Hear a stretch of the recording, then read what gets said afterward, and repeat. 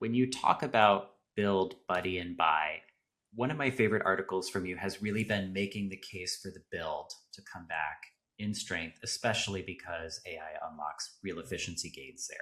But you talk about it in a little bit of a different way, which I think in classic software and technology companies that have been around, quite frankly, 5, 10, sometimes 20 years plus that you work with, legacy constraints have kind of always taken build off the table, no matter what. And so I really want to hear your unique opinion on that. Thank you. I think it is something that I do differently. It's something that's powered those moonshot projects that we talk about. Um, it comes down to, for me, that not continuously and constantly negotiating on small details from 15 years ago, Mm. and letting that negotiation process ruin your entire project, and suck all of the ability to define the next 3 year span. A lot of it comes back to my private equity work, where we are working in very defined 3, 4, 5 year blocks. And it becomes very important when you start to think about where your competition of tomorrow might come from. We've seen it time and time again where you've got two market leaders who are sitting watching each other, hesitant to move, hesitant to pay down that tech debt and take the big bets. And out of nowhere, two guys in a proverbial garage come up with something brand new, and it's because they didn't build version 1.7 of what's in the market. They Mm-hmm. didn't just rebuild what was there. They looked at it and asked, if we were building this today, what would we build? What would we say no to? And this is one of the reasons that I generally have a popularity curve in projects, and start off relatively excitedly about Craig's here, what we're going to build. It's definitely a drop off quite quickly when we start saying no to things.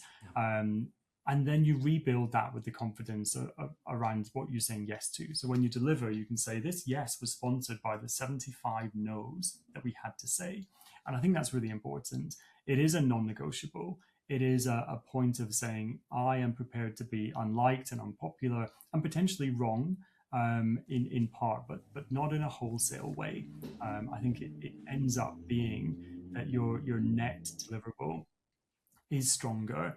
It is of now. It is something that solves the problem for today. And that's really important because no customer for your software is thinking, I want to come and use this in the way that I did in 1992 when you might have a database legacy piece from. They don't care. It's 2026. They have a 2026 problem. They want a 2026 solution. And if you built yours 15 years ago and are just going to rebuild it today with the same shadow of what you built it the first time around, you're going to miss. And at the point when we've seen moats go from 2 to 3 years down to arguably a couple of months at best just now, I just don't think anyone can be that complacent. There's a favorite type of project I have that we do that really encapsulates a few of the different things you're talking about. And one of them is product suite updates. And I think redesign would be too small of a word to call it. But I really enjoy when we're part of that acquiring company and they've got their established legacy suite. That's when they're trying to reintegrate not just technologically, but also through brand, through use case, workflow, et cetera, kind of re-architect how that experience comes through for the many different companies that they've acquired over the last few years.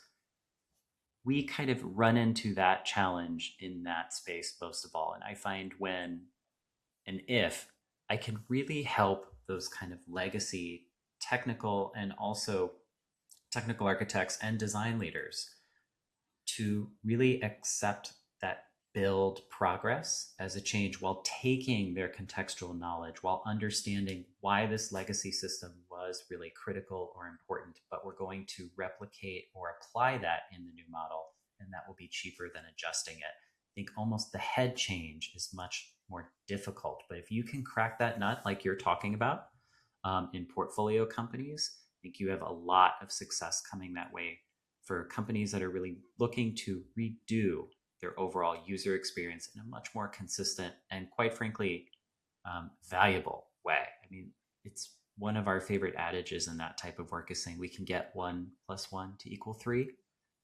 You just have a tremendous outcome when the data behaves the way the data is expected to behave in 2026.